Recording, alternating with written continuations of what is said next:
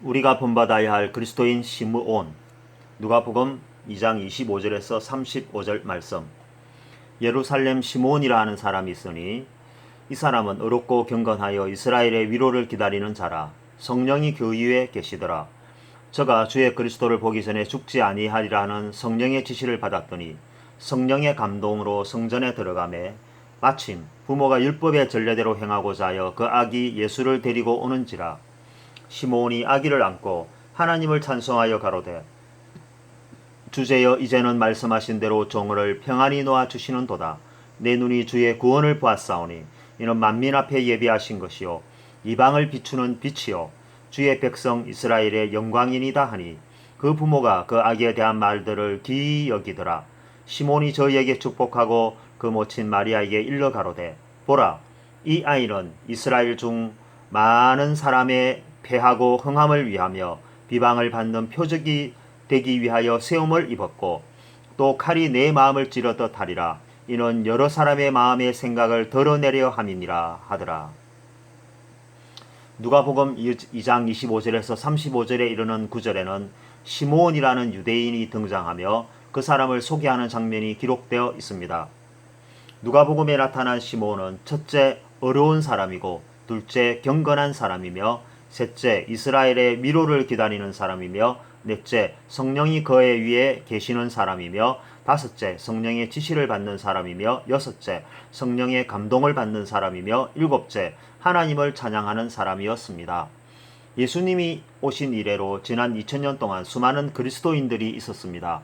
위로는 베드로를 중심으로 하는 12제자와 바울과 바나바가 있었으며 그 아래로 교부와 그들을 이은 수많은 그리스도인들이 있었습니다. 이분들보다 앞선 위대한 그리스도인들도 성경의 한 자락에 기록되어 우리들의 삶을 조명해주고 있습니다.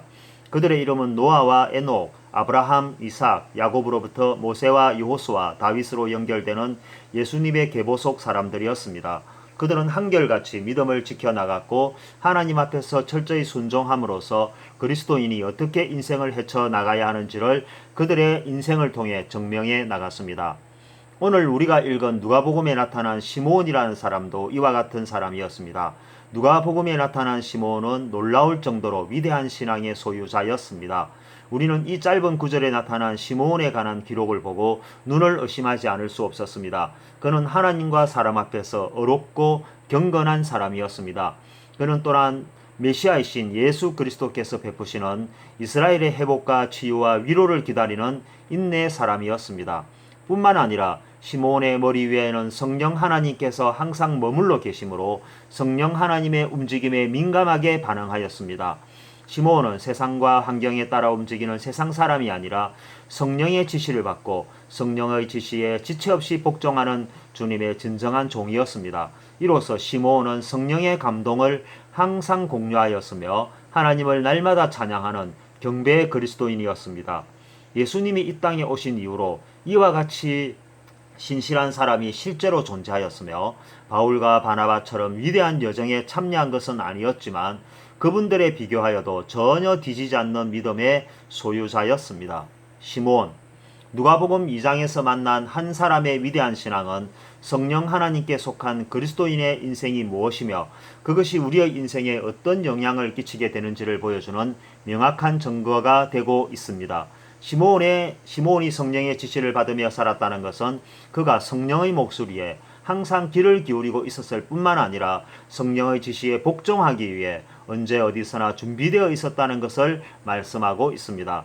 생활의 모든 일정과 계획의 우선순위가 하나님이었으며 오직 하나님께 속해 있어야만 가능한 것을 시므온은 그의 인생을 통해 증명해 나갔습니다. 시므온은 어떻게 해서 그러한 신앙을 소유할 수 있었을까요? 그것은 유대인으로서의 민족적 한계를 넘어선 진리에 대한 끊임없는 갈급함이었으며 예수 그리스도에 대한 선명한 확신에 기초한 신앙생활이었습니다. 믿음은 들음에서 난다고 말씀하고 있습니다. 그러나 듣는 것만으로 믿음이 완성되는 것은 아니었습니다. 믿음의 완성은 그것을 생활 속에서 드러내고 지속적으로 행위함으로써 나타내는 것입니다. 이러한 지속적이고도 연속성 있는 생활 속의 신앙은 그것을 위해 단지 노력하는 것으로 이루어지는 것이 아닙니다. 즉 인간의 의지만으로는 믿음의 완성에 대한 달성이 불가능합니다. 그럼에도 불구하고 시몬이라는 사람은 그것을 나타내고 그 사람의 일생의 결과물에 대하여 성경은 분명한 의조로 증명하고 있습니다. 우리는 시몬이라는 사람이 신적 존재가 아니라는 것을 너무나도 잘 알고 있습니다. 시몬은 우리와 똑같은 사람이며 그 또한 죄인이었습니다. 그래서 예수 그리스도는 시몬의 죄를 위하여 십자가에 못 박히시고 죽기까지 하셨습니다. 그러한 죄성을 가진 그가 죄로부터 분리되고 성령에 소속되어 성령 하나님의 지시를 받는 사람이 되기까지 그 일련의 과정들은 생략되어 있지만 우리가 간과해서는 안 되는 중요한 순간에 바로 예수님의 십자가와 성령의 임재와 감동이 있었다는 사실입니다. 죄인이었던 시몬에게 그가 죄인이라는 사실을 알려준 것은 유대교 경전이 아니었습니다. 유대인이었던 시몬에게 그 자신이 우월한 민족의 일원이기 이전에 하나님을 부정하고 그 명령에 순종하지 않았던 죄인이라는 사실을 선포하고 회개할 것을 명령한 분은 그를 위해 십자가의 길을 걸어가셨던 예수 그리스도였습니다. 시몬은 이러한 중요한 사실을 민감하고 충격적으로 받아들였고 그것을 인정하였으며 예수님의 말씀대로 그것을 믿었을 뿐만 아니라 진심으로 회개하였으며 다시는 죄의 삶으로 복귀하지 않겠다는 다짐과 확신이 있었습니다. 우리도 이와 같은 과정 속에서 이 길을 걷고 있는데 왜 우리 자신들에게는 시몬과 같은 현상들이 일어나지 않을까요? 우리의 삶 속에는 시몬과 다른 무엇이 존재하고 있다는 것입니다. 우리는 누가복음 2장에 나타난 시몬에 관한 기록을 통하여 시몬의 신앙을 해고해 보고 우리의 삶을 다시 한번 조명해 봄으로써 바른 신앙의 길을 가고자 하는 것입니다. 신앙의 완성자로서 시몬은 첫째, 불의함보다 정의를 기준으로 인생을 살았습니다. 정의가 실천하기 쉬워 보여도 불의함보다 쉽지 않으며 진실이 거짓을 언젠가는 이긴다 해도 정작 현실에서는 거짓과 진실이 뒤바뀌는 상황이 눈앞에서 벌어집니다. 아이러니한 일이지만 때로 진실과 정의를 위해 손해도 감수해야 하고 억울함과 누명도 감당해야 하는 것이 우리가 사는 세상입니다. 시몬은 이러한 세상에 대하여 진실과 정의를 공의로 앞세워 죄와 정면으로 맞서며 사는데 결코 주저함이 없었습니다. 손익에 따라 정의와 불의를 선택하거나 타협하지 않았습니다. 그리스도인들은 이 두 가지 사실 앞에서 언제나 고민하고 주저하며 망설이기를 반복합니다. 그것이 바로 죄라는 사실을 인정하려 하지 않는 것입니다. 죄와 진리가 뒤섞여 서로 구별되지 않는 혼탁함이 만연되어 우리가 사는 세상을 지배하고 있습니다. 그래서 만연되어 있는 논리가 소수된 진리를 함몰시키는데 그리스도인들도 일정 부분 책임이 있다는 것입니다. 우리가 시몬과 같은 영적인 삶을 살고 싶다면 이제 그와 같은 구태를 벗어 던져버려야 한다는 것입니다. 죄로부터 단절하고 의로움을 선택하며 그것을 지금부터는 실천하는 삶을 실제로 살아야 한다는 것입니다. 말이 가지는 한계점과 언어가 가지는 함정을 넘었어야 신앙은 성장하는 것입니다. 두려움을 극복해야 하는 것입니다. 진정한 두려움은 세상이 아니라 주님의 심판이라는 사실을 잊어서는 안 됩니다. 우리는 지금 회복되어야 할 첫 단계가 무엇인지 생각하고 결단해야만 합니다. 그것이 바로 죄와의 단절이며 영원한 결별에 있다는 것입니다. 그리고 그것은 말이 아닌 행동으로 연결되어져야 한다는 것입니다. 우리는 이러한 진리의 기초에 대하여 너무나 많이 들어왔습니다. 우리 스스로도 이와 같은 말을 끊임없이 반복하며 답습하고 있습니다. 그럼에도 불구하고 우리의 삶이 전혀 바뀌지 않은 것은 우리가 하는 말 외에 어느 것도 바뀐 것이 없기 때문입니다. 그저 말로만 주여 주여를 외칠 뿐이라고 마태복음 7장 21절은 말씀하고 있습니다. 우리가 잘 알다시피 그들은 바리새인이며 외식하는 서기관들이었습니다. 그들이 누구입니까? 메시아를 기다리는 유대인들이었습니다. 그들은 신앙을 가진 사람들이었습니다. 바로 그들이 하는 외식함과 언변의 함정에 자멸하는 결과를 초래하여 메시아 대신 예수님을 알아보지 못했던 것입니다. 그들에겐 정의가 없었습니다. 진실도 가지지 못하였습니다. 그 결과로 초래한 그들의 결말은 그들이 학수고대하며 기다리던 메시아를 그들 자신의 손으로 못 받고 죽였다는 것입니다. 우리도 이러한 비참한 결론에 도달할 수 있습니다. 아니 어쩌면 너무 많이 진행되었는지도 모를 일입니다. 비진리가 대사인 세상일수록 진실과 정의를 앞세우는 시대입니다.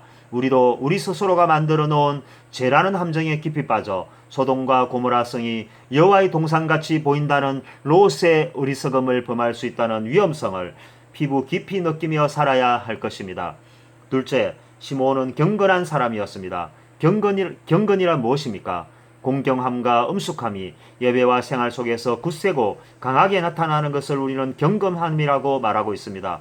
경건함은 그리스도인이 갖춰야 할 인격이며 기본이라 할 수 있습니다. 경건함과 외식함을 혼돈해서는 안 됩니다. 또한 경건함과 형식적인 것을 동일한 맥락에서 이해하는 것도 경건함을 바르게 설명하는 것이 아닙니다.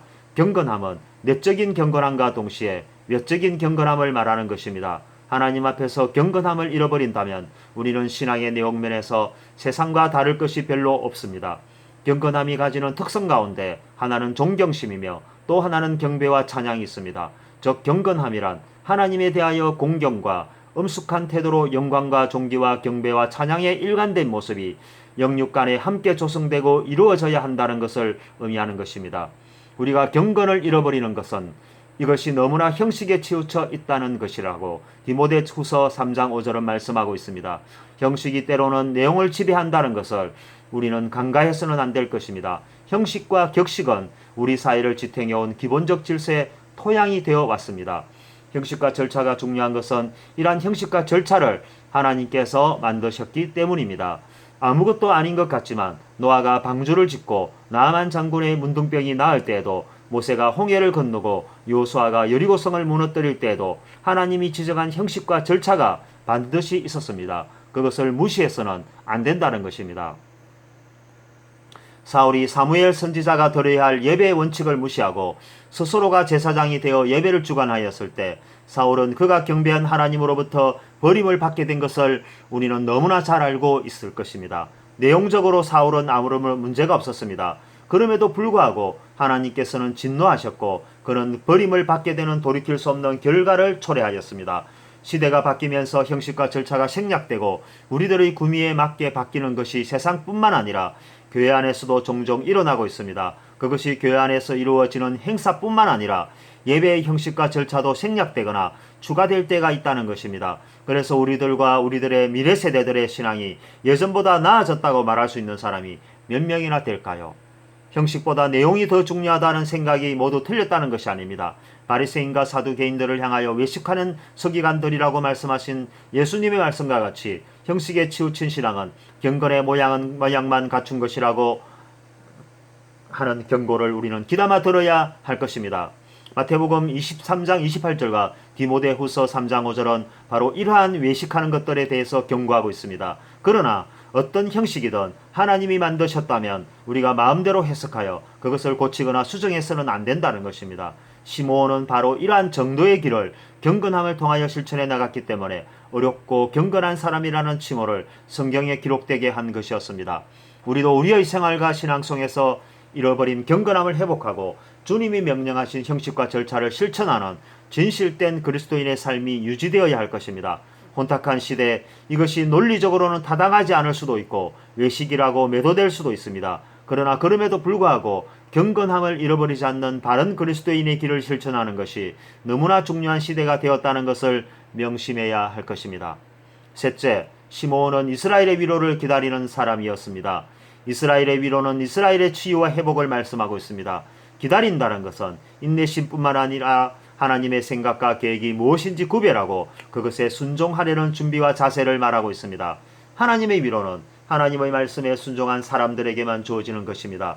교회를 다니고 예수를 믿는다고 하면서 언제나 불순종을 일삼아왔던 사람들에게는 위로가 아닌 심판이 있을 것입니다. 신앙은 입으로만 가능한 것이 아니기 때문입니다. 신앙을 언제나 입으로만 하는 사람들이 있습니다. 믿음은 들음에서 난다는 말씀은 들음에서 끝을 내려는 의도가 아닙니다. 믿음이 있다면 그 믿음대로 하는 순종도 뒤따라야 한다는 것입니다. 위로는 사람들에게도 받을 수 있습니다. 세상에서도 위로는 받을 수 있는 것입니다. 그러나 하나님으로부터 위로를 받고 싶다면 무엇인가 세상과 다른 구별된 삶의 모양들이 있어야 합니다. 하나님은 세상과 다르기 때문입니다. 하나님이 세상과 다르다는 것은 세상이 하나님을 거스리고 하나님을 순종하지 않았기 때문입니다. 세상의 불순종은 불신앙이며 죄악이었습니다.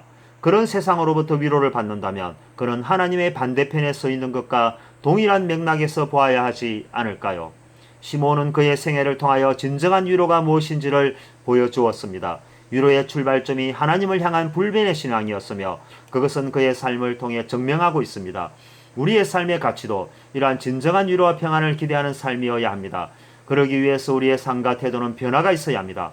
현재의 방식과 믿음으로 사는 우리가 기독교인이라는 타이틀은 가질 수 있겠으나 믿음을 소유한 사람이라고 단정하기는 어렵습니다. 위로는 인내하며 세상을 감당한 사람들에게 주시는 하나님의 은혜입니다.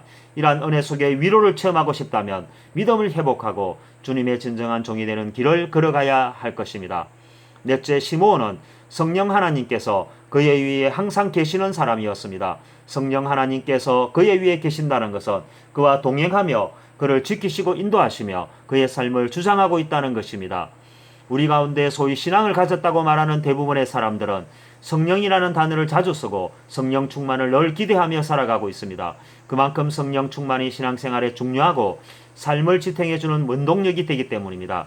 사도행전의 기록처럼 예수님의 제자들과 당시의 그리스도인들도 마가의 다락방에서 성령 체험을 한 후로 그들의 삶이 변화되고 회복되어 참신앙의 삶을 살았다는 측면에서 성령 충만은 모든 기독교인들의 로망이라고 할 수 있습니다. 이러한 성령 충만을 시몬은 언제나 항상 누리며 살고 있다는 것입니다. 성령이 그의 위에 계심으로 그의 삶은 언제나 충만해져 있습니다. 성령 하나님께서는 왜 시몬의 위에 계신 것일까요? 그것은 시몬의 삶과 신앙이 언제나 일치되고 그것에 늘 만족하고 있기 때문입니다. 환경과 처지에 따라 신앙이 변하는 것이 아니라 어느 곳에서 어떤 환경에 있든지 그의 신앙은 오직 주님 중심으로 살아가고 있기 때문이었습니다.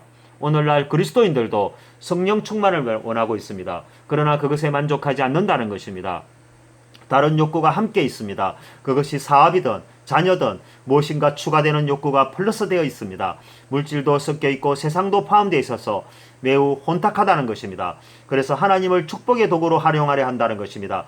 온전히 주님을 말하면서도 다른 무엇인가에 대한 기대가 숨어 있습니다. 중요한 것은 그것이 죄와 뒤섞여 있다는 사실을 전혀 감지하지 못한 채 살아가고 있다는 것입니다. 그래서 시몬은 위에 계시는 성령이 우리의 위에는 계실 수가 없다는 것입니다. 우리는 지금 시몬의 흔적을 쫓아 그와 동일한 삶을 추구하고자 하는 것이 아닙니다. 그러나 적어도 그의 발자취를 통하여 우리의 삶을 조명해보고 우리의 삶과 태도를 어떻게 바꿀 것인가 하는 고민을 해야 한다는 것입니다. 이대로의 삶으로 신앙을 가진 자라고 말할 수 없습니다. 이대로의 삶은 우리가 바리새인과 사두개인들처럼 심각한 오류를 범하고도 무슨 짓을 했는지 모를 수 있다는 것입니다. 우리 나름대로는 믿는다고 했는데 그것의 방향이 잘못된 길로 갈 수 있는 위험성이 항상 존재하고 있다는 것입니다. 이제 성령을 우리의 위로 모시고 싶다면 우리는 우리의 신앙을 회복해야 합니다. 오직 하나님 한 분의 삶으로 복귀해야 합니다. 우리는 지금 많은 시간을 허비하고 있었습니다. 다른 것을 기대하며 살았던 인생이었습니다. 그러나 지금은 다르게 살아야 합니다. 그것은 성령을 온전히 기대하고 소망하는 삶이라고 이사야서 55장 6절은 말씀하고 있습니다. 그분은 하나님이십니다. 그리고 우리는 그분의 온전한 종이 되겠다고 선포해야 합니다. 우리가 주인으로 모시고 진정으로 섬길 때 성령 하나님께서는 우리의 위에 임재해 주실 것입니다. 그리고 이스라엘의 위로를 기다렸던 시몬처럼 우리도 인내심을 갖고 기다려야 할 것입니다. 기다리는 자와 만나려는 자에게 하나님은 오시겠다고 신명기 4장 29절에서 말씀하였습니다. 문을 두드렸다면 인기척이 있을 때까지 기다려라고 마태복음 7장 7절은 말씀하고 있습니다. 이것이 인내의 소망인 것입니다. 시몬은 다섯 번째, 성령의 지시를 받는 사람이었습니다. 누군가의 지시를 받고 산다면 그것은 그의 종이거나 혹은 그에게 소속된 자라 할 것입니다. 누가복음에 나타난 시몬이라는 사람은 성령의 지시를 받는 사람이었습니다. 우리가 읽은 성경 속에서 성령의 지시를 받는 사람이라고 명시된 사람은 오직 시몬이라는 사람밖에 없었습니다. 그가 누구이길래 성령의 지시를 받는 성령의 사람이었을까요? 성령 하나님께서는 왜 시몬에게 지시하며 명령하였을까요? 그렇습니다. 시몬은 첫째, 성령 하나님으로부터 시몬에게 내리치는 음성을 들을 수 있었습니다. 성령의 지시를 받으려면 그 지시 내용을 이 귀로 들을 수 있어야 할 것입니다. 시몬은 성령의 음성을 들을 수 있었습니다. 시몬은 자신의 위에 계시는 성령 하나님의 움직임에 대하여 민감하게 반응하는 사람이었고 그의 음성을 구별할 수 있었습니다. 시몬이 성령의 음성을 들을 수 있었던 것은 그에게 어떤 특별한 능력이 있어서가 아니라 성령 하나님께 성령을 사모하는 시몬에게 일방적으로 베푸신 은혜요 선물이었습니다. 둘째, 시몬은 성령의 지시에 대하여 지체 없이 순종하였습니다. 지시에 대하여 토를 달거나 변명하거나 하지 않았습니다. 자기 나름대로 해석하거나 일의 우선순위에 따라 선택하거나 결정하지도 않았습니다. 성령 하나님이 지시하시면 즉시 그는 순종하였고 그의 마음속에는 성령 하나님에 대한 절대적인 믿음밖에 없었습니다. 그래서 그는 성령의 지시에 항상 준비된 자세로 있었고 그로 인해 세상과 다른 명령에는 따르지 않는 성령의 종으로만 살아갔습니다.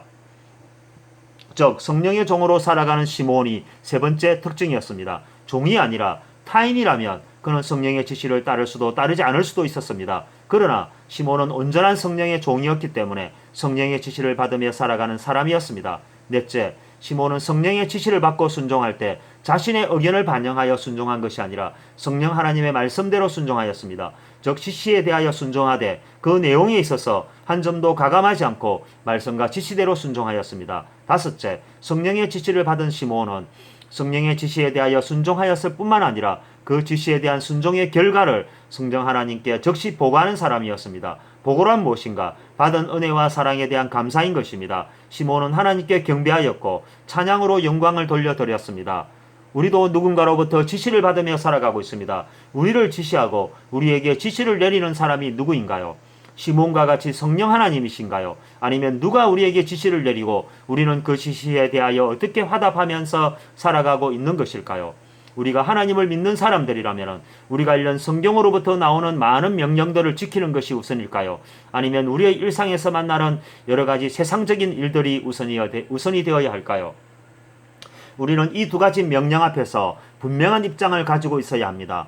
이것이 우리가 성령의 지시를 받을 수 없는 분명한 기책 사유가 되고 있기 때문입니다. 성령의 지시를 받는 사람 시므온, 우리가 나아가야 할 신앙의 모범을 보여주며 우리의 길을 보여주고 있는 신앙의 훌륭한 선배가 되었습니다.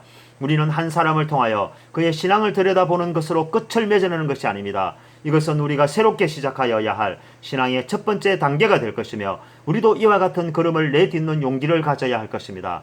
시므온은 여섯 번째, 성령의 감동을 받는 사람이었습니다. 성령의 감동은 성령이 위에 계시고 성령의 지시를 받는 시므온에게 있어서 매우 당연한 일일 것입니다. 성령의 감동은 이러한 것입니다. 성령 하나님과 동행하며 그분을 사모하며 그분의 위로와 지시를 기다리는 사람에게 오는 것입니다. 성령의 감동은 성령 하나님을 통하여 오는 것입니다. 우리가 우리의 신앙으로 만들어내는 인간의 창조물이거나 소유가 아닙니다. 성령의 감동은 오직 하나님 여호와를 통하여 그를 진심으로 믿고 간절히 찾는 자에게 베푸는 은혜의 증거가 되는 것입니다. 성령의 감동은 성령 충만함과 동시에 동일한 맥락에서 이루어지며 지속적이고 연속적인 삶을 통하여 나타나는 현상들입니다. 시므온은 자신의 모든 인생을 이러한 감동의 역사 속에 이루어 나갔으며 하나님으로부터 지시를 받는 순종의 사람으로 기록되게 된 것이었습니다. 성령의 감동은 오늘날 우리에게 기록으로만 남아있는 역사와 같은 것일까요? 오늘날 많은 민족들이 복음을 듣고 믿음을 가진 자라고 말하지만 성령의 감동으로 사는 사람이 몇이나 될 것인가 하는 질문에는 모두가 고개를 들 수가 없는 시대가 되었습니다. 감동은 일순간의 쾌락과 드라마로 연출되는 것이 아닙니다. 더구나 성령의 감동은 우리가 만들고 창조할 수 없는 하나님의 진실함입니다. 하나님의 선하시고 온전하신 뜻이 우리에게 전해올 때 우리의 마음밭이 온전히 주의 밭으로 조성되어 있어야만 가능한 것입니다. 악한 세대의 진리와 거짓의 구별이 어려운 오늘, 우리는 우리의 토양이 얼마나 황폐되고 부식되어 있는지를 돌아보고 점검해야 할 때입니다. 길로도 밭으로도 쓸 수 없는 토양에서 여호와를 다시금 부르짖는 일이 결코 쉬운 일은 아닐 것입니다. 그러나 그럼에도 불구하고 우리는 부르짖어야 합니다. 우리는 회개하여야 하고 여호와께 자복하는 일을 지체하지 말아야 할 것입니다. 성령의 감동은 바로의 완악과 다른 것입니다. 그를 강팍해 하신 것은 하나님이었습니다. 그는 회심하지 않았고 그는 생명책에 기록되지 못했습니다. 한때 세계를 지배하였던 이집트였고 그 나라의 왕이었지만 그의 부귀영화는 잿더미가 되어버렸습니다. 한 나라의 왕도 아니고 제국의 성주도 아니었던 우리가 누렸던 부귀영화라면 그 어느 정도를 말하는 것일까요? 우리는 회심할 수 있고 강팍한 마음을 버릴 수도 있습니다. 우리에게는 용기가 필요합니다. 하나님을 향하여 우리의 죄를 고백할 수 있는 용기가 필요합니다. 자존심과 자아는 우리를 죄로 인도할 뿐입니다. 그것을 붙들고 있으면 우리는 모든 것을 잃어버릴 수 있습니다. 버리고 나면 아무것도 아닌 것이 세상의 소유물입니다. 놓고 나면 그보다 편한 것이 없습니다.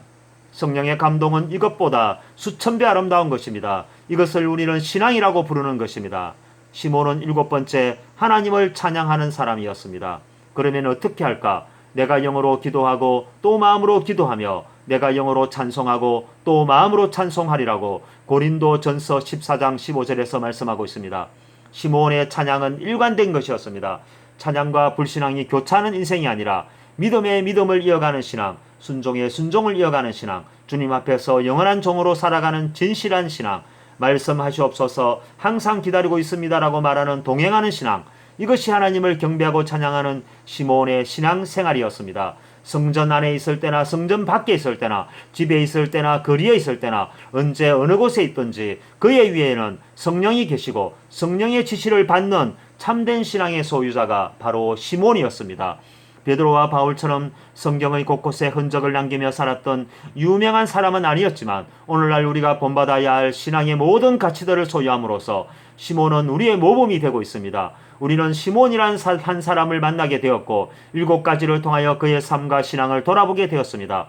이제 시몬은 하늘나라로 갔고 그의 기록은 성경에만 남아 있습니다. 지금부터는 우리의 삶과 신앙을 말해야 할 때입니다. 바울의 신앙을 논하고 믿음의 조상 아브라함의 신앙을 읽고 소개하는 일도 중요한 것이지만 보다 중요한 것은 우리 자신의 신앙 문제인 것입니다. 우리는 반복해 왔습니다. 말씀대로 살자고 수십 년 동안 답습해 왔습니다.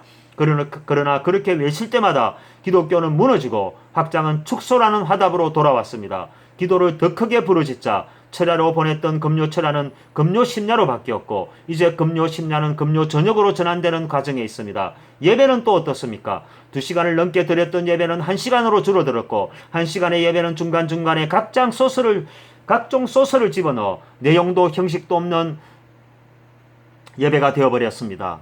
시몬이 그냥 시몬이 되고 바울이 그저 바울이 되며 스데반이 우연하게 성경에 기록된 것이 결코 아닙니다. 그들은 믿음을 가지기 어려운 시대에 목숨을 걸고 신앙을 지켰고 생명을 바치며 복음을 전하였으며 목숨을 담보로 성령의 지시에 어김없이 순종하였습니다. 세상은 그들을 조롱하였고 외면하였으며 복음을 거짓이라고 말하였습니다. 그러나 그럼에도 불구하고 그들은 오직 성령 하나님의 말씀에 순종하였고 하나님을 찬양하며 경배하고 죽음으로써 일생을 마감하였습니다. 그리고 그들은 성경에 기록되어 오늘날 우리들에게 신앙을 조명해주는 선배가 되었고 증거가 되었습니다. 그러나 오늘날 우리가 그분들을 신앙의 선배라고 부를 수 있고 우리는 그들의 후배라고 자신있게 말할 수 있을까요? 기회는 살아있을 때 주어지는 것입니다.